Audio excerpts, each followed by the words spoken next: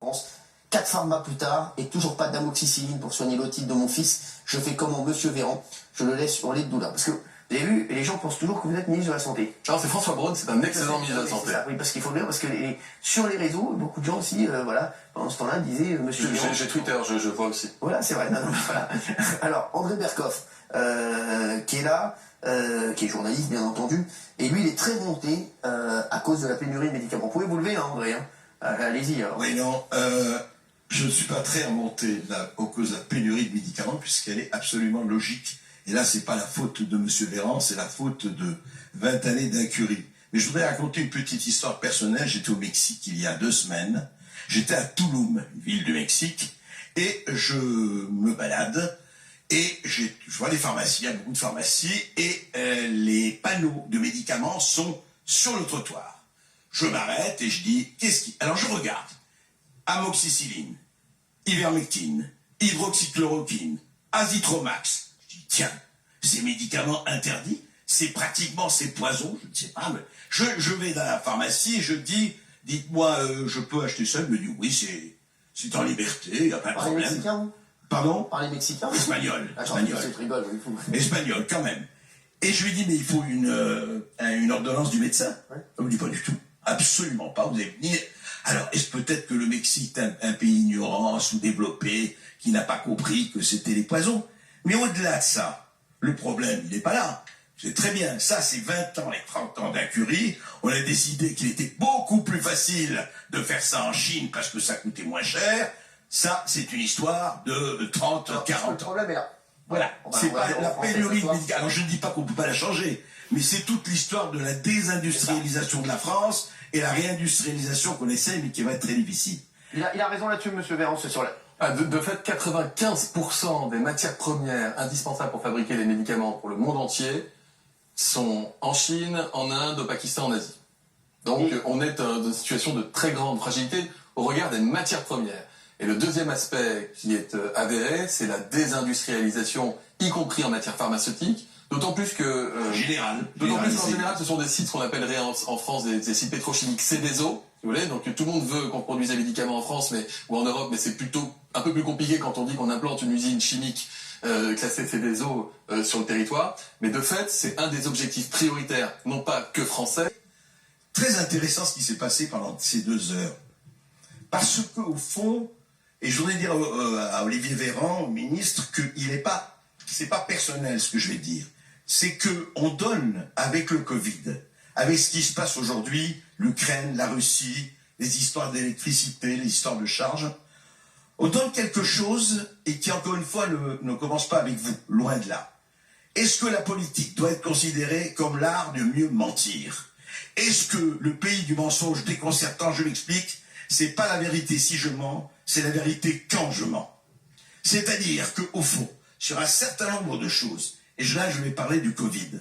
Alors, on ne pouvait pas savoir au départ ce que ça pouvait être. Enfin, franchement, Monsieur Véran, il s'est passé quand même des choses pendant 3 ans tout à fait hallucinantes. Je m'explique. Par exemple, il va y avoir 3 ans que vous avez pris le poste de ministère de la Santé quand Agnès Buzyn s'était présentée aux élections municipales. Et vous dites, je vous cite, le 18 février 2020, je n'ai pas besoin de vérifier que la France soit prête. La France est prête et elle est prête parce que nous avons un système de santé extrêmement solide. Vous dites ça en 2020. On sait très bien l'effondrement de l'hôpital qui a commencé bien avant, évidemment, vous, qui a 20 ans, le nombre de lits d'hôpitaux, je rappelle comme ça, en hospitalisation complète a diminué de 100 000 pendant que la population des plus de 65 ans a augmenté de 4 millions. Et puis vous dites effectivement un certain nombre de choses, vous donnez un certain nombre de déclarations, mais quand vous parlez du vaccin, voilà. On a dit le vaccin, effectivement, l'histoire des anti-vax et des pro-vax. C'est pas les anti-vax et les pro-vax. C'est que je peux comprendre qu'on se dit il faut vacciner. À supposer, et je vais de votre côté, en disant voilà, il faut vacciner, effectivement, on va être...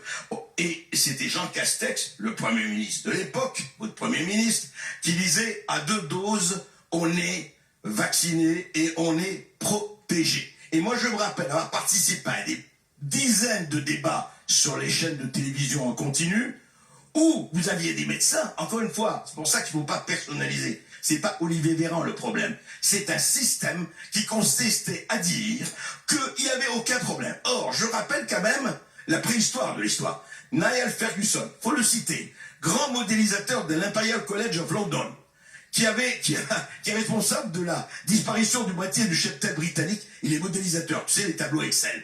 Et qu'est-ce qu'il dit? Il dit il va y avoir 50 millions de morts. Il est allé voir Trump, il est allé voir Macron, il est allé voir tout le monde. Ça va être terrifiant. Vous allez avoir les cercueils qui vont inonder les rues. Et alors les gens se disent, bon, principe de précaution, normal. Il dit, attendez, ils se retournent vers Moderna, Pfizer et compagnie, accélérez les vaccins. Accélérez. Les autres disent, attendez, effectivement, ce que disait madame, la période d'expérimentation de Pfizer, et c'est dans les brochures Pfizer, c'est jusqu'à fin 2023. Ça c'est clair, tout le monde peut lire ça. Et Pfizer dit, attendez, moi je peux pas, on est encore en expérimentation, en vaccin expérimental.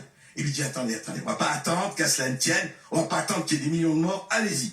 Et que disent, c'est très important, si on ne voit pas ça, on ne voit rien, que disent les labos? Ils disent, ok, à tous les États, hein, pas la France, etc. Ils disent, écoutez, on veut bien, mais à une condition.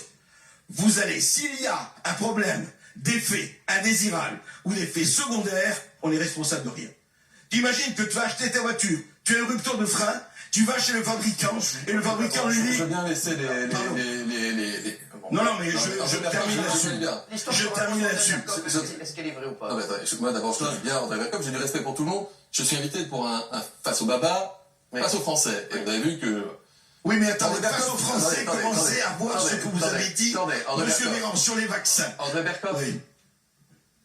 Vous voulez qu'on discute de ce que les uns et les autres ont dit? Oui, absolument. Aucun problème. Absolument. Je crois que c'est vous qui aviez commis un tweet oui. dans la fin de l'année 2021. Oui. Vous parlez, je crois que c'est bien, vos services ont bien travaillé, allez-y. Non, c'est juste que, vous savez, j'ai beaucoup travaillé moi-même. Oui. Je crois que vous avez parlé de solution finale en lien avec la vaccination. Vous pouvez nous expliquer? Oui, je peux l'expliquer, absolument. Ça, je vais expliquer, quand on balance des choses comme ça, d'expliquer quel est le fond. Tout à fait. Alors, vous le prenez comme ça. Alors, moi, je vais vous dire ce que vous avez dit sur les vaccins, et je vais vous citer. Non, mais monsieur la solution finale, oui, j'ai fait un excès, parce que j'étais tellement indigné par la manière dont on traitait les non-vaccinés. Quand votre président, je vous parlais de ça, a dit dans le Parisien, votre président bien-aimé, dont vous êtes... Donc vous avez bien parlé de la solution finale à partir de propos de la vaccination. Quand il a dit, j'ai envie, exactement, j'ai envie d'emmerder les vaccinés, j'ai envie. Il n'a pas dit j'emmerde les non-vaccinés. Il a dit j'ai envie d'emmerder les vaccinés. Ça m'a fait réagir. J'ai entendu que vous regrettez vos propos, c'est ça? Pardon, j'ai dit que j'avais été excessif sur le mot de solution finale. Mais je ne regrette pas. Sur le mode de pensée qu'il y a derrière, excessif ou pas? Sur le mode de pensée, de comparer la vaccination avec la solution finale. Le mode de pensée, c'est une expression. N'essayez pas de prendre le petit détail pour l'essentiel. Votre carrière contemporaine n'est pas faite de détails. Non, elle est faite, pardonnez-moi, de prise de position complotiste, sans arrêt à revers de l'histoire. Complotiste? Monsieur Berkoff, qu'est-ce qui est complotiste dans ce que je dis? Attendez. C'est hallucinant. Vous avez parlé pendant 2 heures. Vous avez dit beaucoup de choses. Je vais vous dire, vous êtes vraiment... Monsieur Berkoff, je vais vous répondre que vous le vouliez ou non. Pardon? La question c'est qui parle. Moi, vous savez qui parle. Vous savez avec quelle conviction je viens. Oui, quelle conviction quand vous le acceptez, donc vous ne savez pas suicide. Vous avez salué, je crois, d'une manière assez originale. Vous me dites si je me trompe, qu'est-ce que vous avez pensé?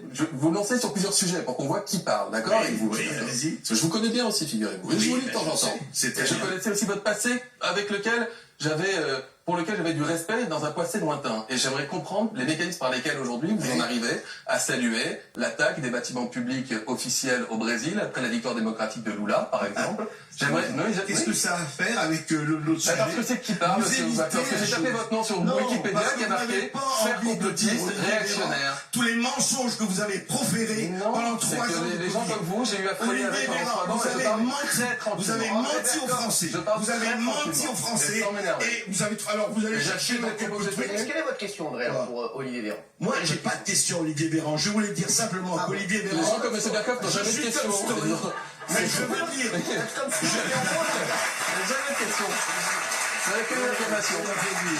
Je veux dire simplement... Pardon. Je veux dire simplement à Olivier Véran que sa gestion du Covid a été une gestion tout à fait lamentable. Et vous savez pourquoi? Et je reviens à ce qui s'est passé avec les Mais retraites. du coup, on parle de Trump Pourquoi après ou pas? pourquoi il y a une On parle de méfiance? Trump et d'attaque du capital, on parle moi, vous êtes intéressable sur tous les sujets, monsieur Bercoff. Mais vous êtes jamais du bon côté de l'histoire. Mais pourquoi vous fuyez comme ça? Ah mais non, je vous dis... Pourquoi, quand on vous met face à tout ce que vous avez dit, En fait, la quand question, vous avez c'est que dit... j'ai du respect pour le restaurateur quand il